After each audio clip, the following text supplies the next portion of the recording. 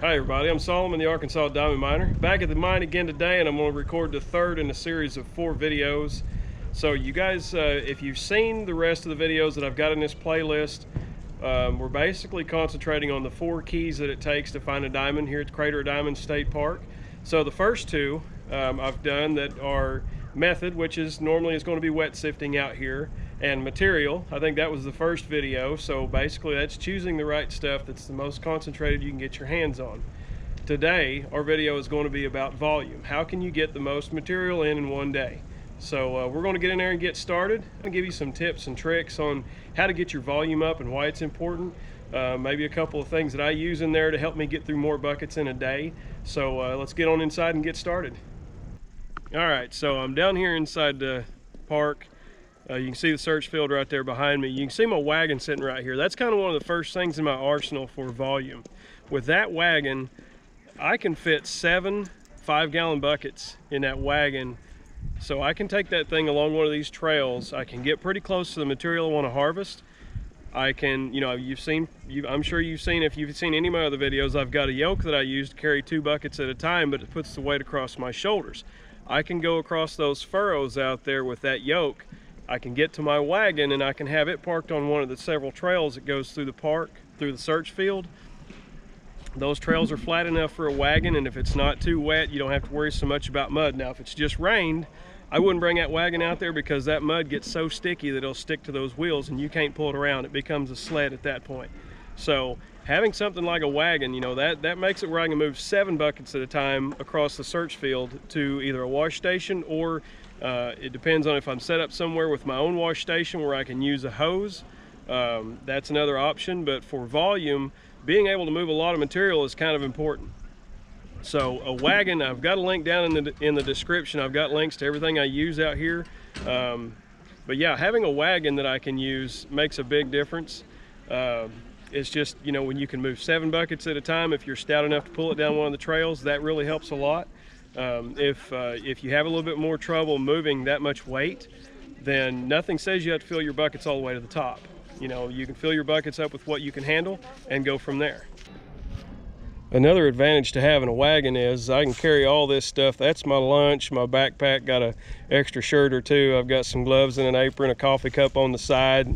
Sometimes I even throw my boots in there, but I'm also carrying in a few extra buckets today, so I'm bringing some water back in there. But I can cart all this stuff in one pass, one trip. So that definitely makes it a lot handier to have. I've got 100 uses for this thing around the house, but it's just as useful out here. So if you guys don't have a wagon, that's something you may want to look at, especially if you're coming down for a week. I guarantee you, if you're here for a week and you're moving material, you're going to be thankful you've got something to carry all this stuff in and out. All right, so another key to being able to get through a lot of volume out here is a little bit of preparation. You've seen in some of my videos, some of these cages, like you see these cages here behind me, these are for rent. You can rent them, I think you can rent them either by the day or by the month. I don't think they do week rentals anymore. Either way, this is a good way to get kind of your plan in place, get your equipment in here, so that the day you spend mining, you don't have to worry about moving all your stuff in and moving all your stuff out. If you've already got it in here waiting for you, you do a little bit of prep. You can come in here, maybe spend the first day, if you're going to be here for an amount of time, spend your first day looking around, finding some of the material. Maybe if you can find a regular and visit with them and kind of get some advice from them or anything like that. Go out, find your gravel, and then get all your material or all your equipment moved in. And if you have some time, it wouldn't be a bad idea to stockpile some material. You can put anything you want in these pins as long as it's not hanging out the sides or over the top.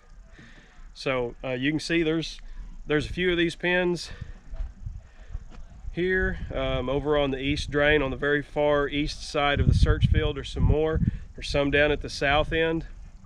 So, you know, there's a lot of them out here where it's convenient to get to some of the material. Some of the most common places that people work in material. So like, you know, for just a good reference would be like if you're going to come in here and work on the east, pulling material out of the east drain, you would probably try and rent a pen that's close to what you're going to work. So you go over on that east side. So this is a good way that you can come in here, and if you want to plan it out a little bit and plan for the most volume possible, You come in here, you can rent a pen, you can stuff it full of your buckets, and if you've got a wagon, it'll fit in there. You can put a lock and a chain on it overnight, come back in here the next day, and then you're ready to hit the ground running. So you know, that's kind of a little bit more serious an approach to it. I don't think you would really want to rent a pen if you were just here for a day. If you're here for a day, you would want to have to carry you're going to have to carry everything in, do your work, get your gravel, and then carry it all back out in that same day, because you're not allowed to leave anything on the search field. So renting a pen is kind of a second handy tip. I've got some of the older videos on this channel where I've rented a pen, and just like, I think I had one where I was trying to figure out how many buckets would fit in there. So you can actually fit 100 buckets in one of these pens. You won't have any room for any other stuff. You might be able to throw a little bit of stuff on top, but you can fit 100 5-gallon buckets of material in a pen. So that being the case, you could come in here and stuff that thing full one day right beside a wash pavilion, and then spend the next day. You could probably get through a pretty good chunk of that, maybe even 2 days. You could get through 100 buckets. That's a lot. That, you know, that's a lot of work, and you need higher volume screens and stuff like that. So anyhow, so renting one of these storage pens is kind of another tool in the arsenal, however you want to put it, to getting through a lot of material in one day. So that adds to your volume. I've got some screens in here I brought in yesterday. I'm going to take them out and I'll show them to y'all. They're a little bit higher volume screens, so we'll get those and get a look at them, and I'll kind of explain why it's important to have stuff like that. I've got some of these screens here behind me that I use. So this 3-piece set right here, this is 1/4, 1/8, 16 mesh. I can actually fit a full 5-gallon bucket of material in that top screen. So, and that gives me the ability to run through a lot more material, just on the simple fact that I'm reloading and unloading and reloading those screens fewer times for the amount of material that I run in a day. In a day. So if you go, say you go through 20 buckets in a day, and if you do it with a smaller set of screens, that's going to be about 2 or 3, maybe, I don't know. I'm not sure how many times it takes, how many times you reload a set of screens per 5-gallon bucket, but on a smaller screen set, it's obviously going to be more.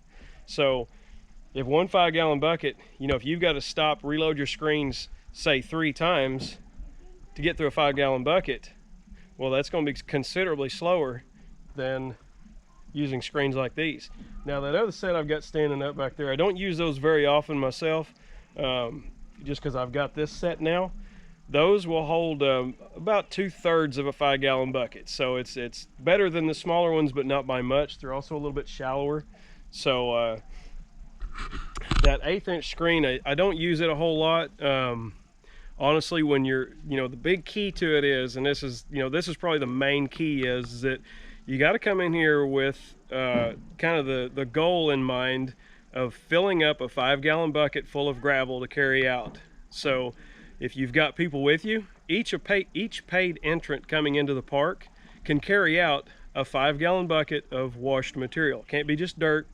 You know, and I'll carry agates and stuff out, and, you know, I'll throw them in the bucket with it, but your goal needs to be to come in here and wash enough material to fill that 5-gallon bucket. Now, if you've got everything set up right, and you've kind of come in here with a good plan, and you've got the ability to concentrate material and fill that 5-gallon bucket with concentrates, that's worlds better. That takes a lot of, effort, because you're only pulling the heaviest minerals out of all of that gravel that you've ran for the day. So if you think about it, each Saruka full, or if you're using screens to concentrate the material, only contributes a handful of heavies to that 5-gallon bucket. So obviously it's going to take a lot more handfuls of gravel than screenfuls of gravel. Today I'm getting a late start. It's I think it's about 11 o'clock. I had some other business here in town to take care of, so my focus today is going to be just washed gravel. That's all I'm going to have time for. I've got about 5 hours, maybe a little bit less, to get my material in buckets, washed, and into a 5-gallon bucket of concentrates to carry out. Now, if I had a full day and I already had everything in here ready to go, my goal would be to come in here. I would have already, if I'd had time, I would have already found the material that I wanted to run and kind of had it in mind. Come in here with the goal saying, okay, everything's in here, get in here, get the material, get it washed, get it concentrated.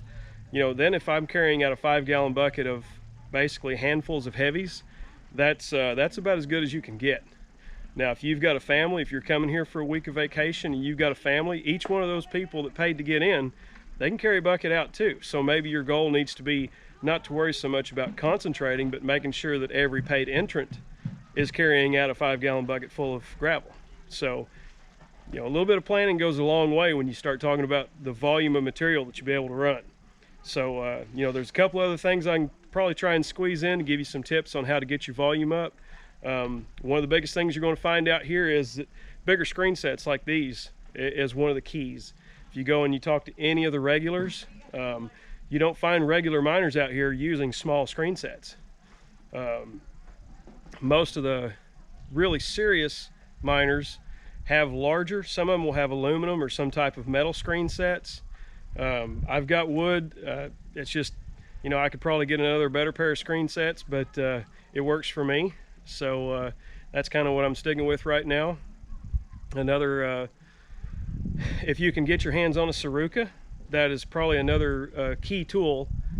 That way you have a good way. You can concentrate with a square box screen, but it's not real easy. And when you're talking about Sarukaing or centering your heavy materials, you want something with a good tight screen. You know, if you're using your screens to wash with, they'll get loose. So you really need something with a tight screen to make a good center, and that's not going to be something that you're regularly washing with. So I'm going to get busy getting some material gathered up, try and get some of that through in a day. Before I take out of here, I'll probably check in and just show you guys some other things if I can kind of think of things that'll add to your ability to run more volume in a day. So we'll talk at y'all here after a while. You know, we've gone over kind of some of the things like pen rental and having a wagon, number of buckets. It really, you know, if you can bring a dozen buckets or something like that, that's great, but you really don't have to have a full stack of buckets or a whole pen full of empty buckets. You always need at least 3, I would say, 2 for carrying material. You know, it's much easier to carry 2 buckets at a time rather than 1, even if they're not full. You know, if they both have about the same amount, it's a whole lot better to carry 2 at a time than 1. And then you also need that separate bucket just to throw your centers into, or your concentrated washed gravel. So, but no, for volume, bigger screen sets, a little bit of planning. You know, if you can rent a pen or however you want to do it, a wagon definitely helps.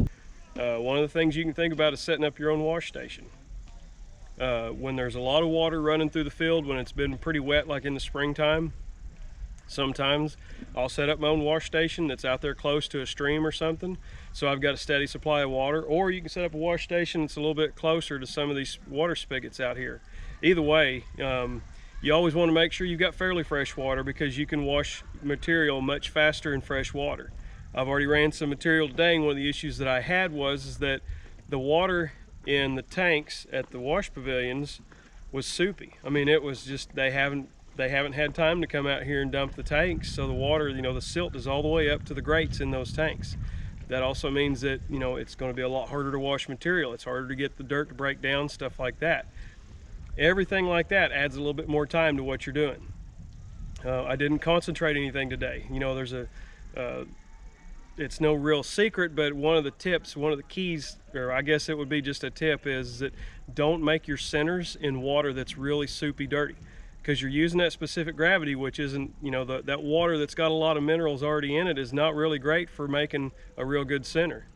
You can practice that at home. If you've got some gravel you've carried out of here, try making a center in some really soupy water, and try making a center in really clean water, and you can see a difference. It makes a big difference. So for running, you know, for the sake of volume, if you can keep clean water in your own wash station and you're close to water and it's close to the material, that's that much better. It's fewer steps you've got to get material to water to wet sift. You know, if you don't have your own wash station, there's these wash pavilions, and there's usually decent material, you know, within a reasonable distance of these pavilions.